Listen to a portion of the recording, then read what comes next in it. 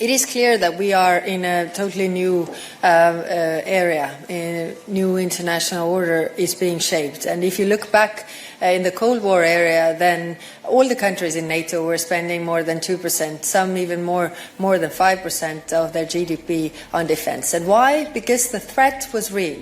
Now we don't have a Cold War, but we have a hot war on the European soil, and the threat is existential. It's as real as it can get.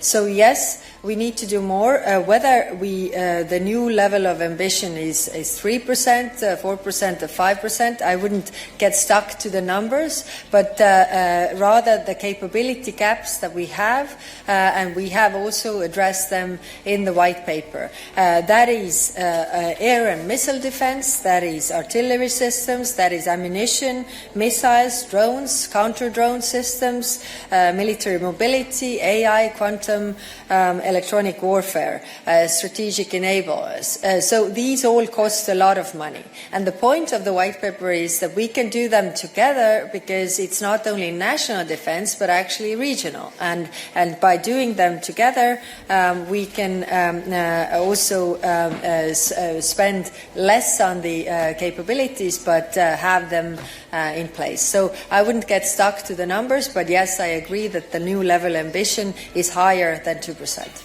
Yes, if I may add, we have the European Defence Agency that is underused, I would say. So we definitely don't need to create any new competencies or any new structures if we have already structures in place. The competence on defence spending is, of course, with the member states. It's only when they want to act together, then European Defence Agency can bring something, additional value also to the table to make it easier and make it cheaper and to find all those ways. We'll add to that. So first, I think we have this opportunity window to really build up the European defence industry.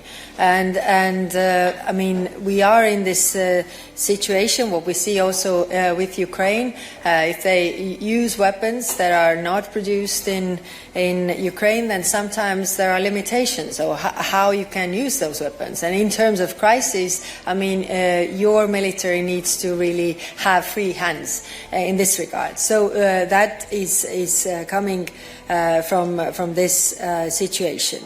So, like Andrews was also already explaining, all the countries that are within the same categories, and when it comes to UK, for example, then we are working on really, having this defence and security partnership with UK. I'm really hoping that for the summit, which is in May, we can have results. But of course, like you know, it is related to member states and also different worries. But I want to say that I think the understanding that we need to do more and we need to do together is there, and which means that we have been able to keep our unity so far, and I'm sure that we are able to keep our unity in the future because this is really our strength. That first, I mean, MFF discussions are coming up. So that's why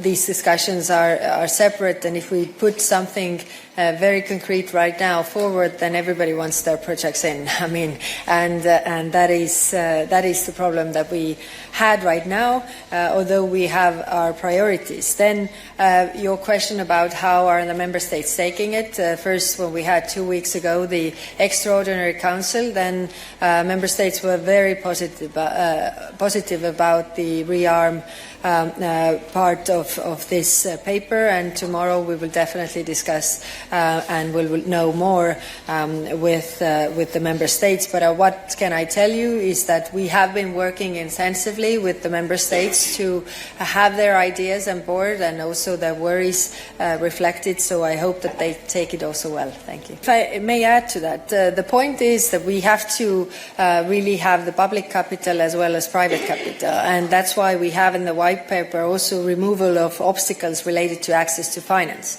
And actually it's related to the other point we discussed also in the college today about the savings and capital markets. So the obstacles of finance are related to different aspects, but I mean, in detail, we are coming in the defense omnibus with all the regulatory improvements that we need to do. But of course, like Andres was saying, there's already a movement going, and the European Investment Bank plays a huge role in this. Strategic thinking the same everywhere? I'm not sure. I think no, because we have different countries. But if we talk to each other, then in the European Union, every leader understands the threat. Now the question is also to talk about this threat to the public, because the public perception, like you say, is different in the countries that are much further away from the war.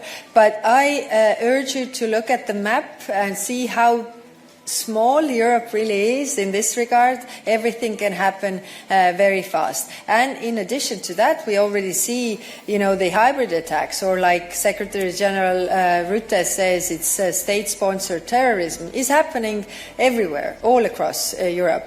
I think we need to talk to the public everywhere in Europe to really explain this, because the problem with defense expenditure and investment is when you need it, it's too late. You have to make the decisions when it's peacetime, when actually you don't have the feeling that, we don't really need this. We need to invest in more. But if we don't invest in defense now, then in 3-5 years' time, we have nowhere to take this from. And then it's too late. And then I don't want to find ourselves in a situation where we think that, we should have made that decision then, because we don't have the option to redo things. And if the conflict with investing in defense is that when you do it, when you do enough of defense investments, then it actually deters, so that you don't have a war. So if we want to prevent the war, we need to invest more in defense, and we need to do it now when it is peacetime. Thank you.